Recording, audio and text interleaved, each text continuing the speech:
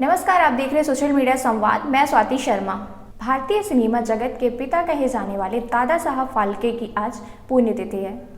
दादा साहब फाल्के ना सिर्फ एक प्रोड्यूसर थे, बल्कि वो प्रोड्यूसर के साथ साथ डायरेक्टर, स्क्रीन राइटर भी थे। उनके अंदर कई खूबियाँ थीं, इसलिए आप उन्हें वन मैन आर्मी भी कह सकते हैं। उनका जन्म 30 अप्रैल 1870 को महाराष्ट्र के नासिक में हुआ था। दादा साहब फाल्के 16 फरवरी 1944 को हम सबको अलविदा बोल गए। तो चलिए जानते हैं कि दादा साहब फाल्के की उपलब्धियों और उन्होंने भारतीय सिनेमा के लिए क्या क्या योगदान दिए हैं। ये तो आप सब जान ही गए होंगे कि हम बात कर रहे हैं भारतीय सिनेमा के बारे में। भारतीय सिनेमा की पहली फुल लेंथ फीचर फिल्म बनाने का क्रेडिट फाल्के जी को जाता है। उन्होंने 1913 में राजा हरिश्चंद्र फिल्म बनाई थी।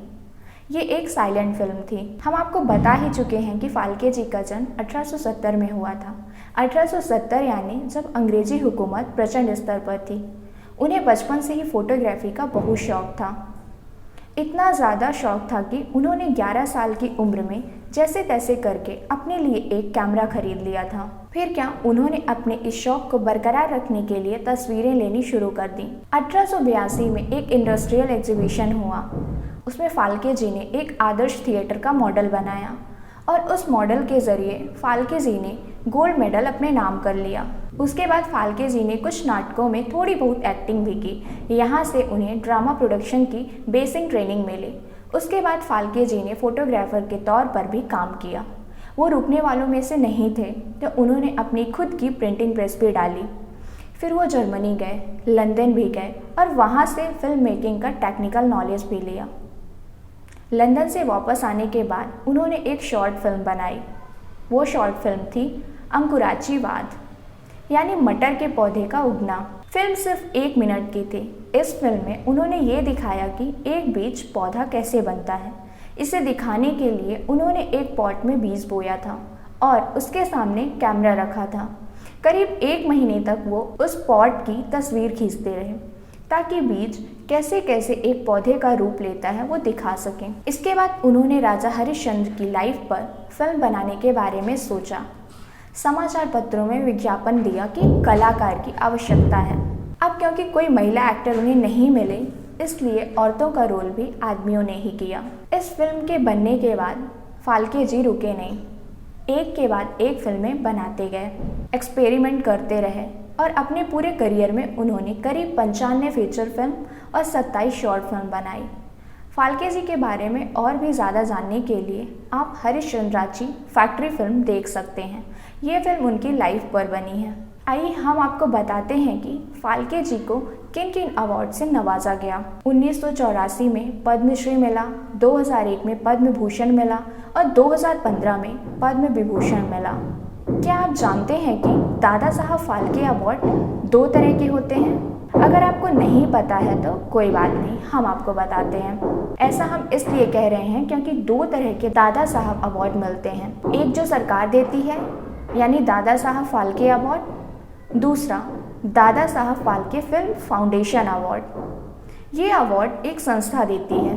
दोनों अवार्ड्स एक दूसरे से उतने ही अलग हैं जैसे चीनी और नमक। अब बात करते हैं जो अवार्ड सरकार देती है, दादा साहब फाल्के अवार्ड के बारे में। सरकार जो अवार्ड देती है वो भारतीय सिनेमा का सबसे बड़ा अवार्ड माना जाता है।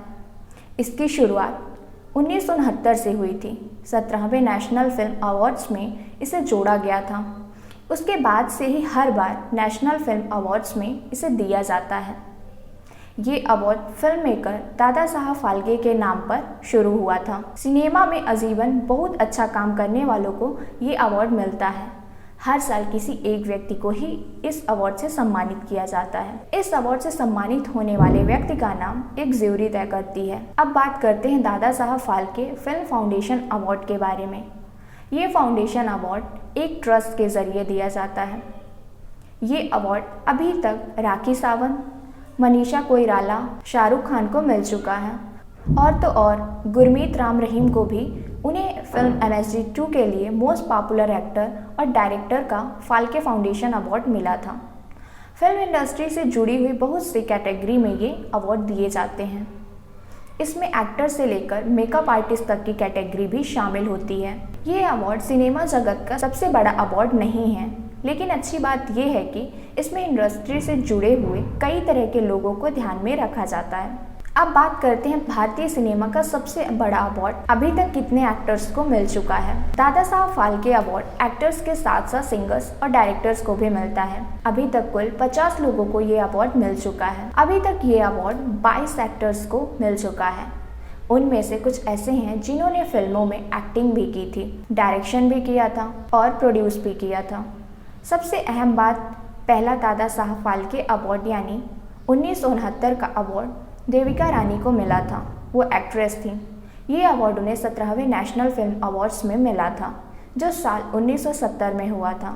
साल 1987 में राज कपूर को ये अवार्ड मिला था, 1994 में दिलीप कुमार को, 2002 में देव आनंद और 2012 में प्राण को, 2014 में शशि कपूर को, 2015 में मनोज कुमार को और विनोद खन्ना को साल 2017 में ये अवार्ड मिला था और 2019 का अवार्ड अमिताभ बच्चन को मिला था।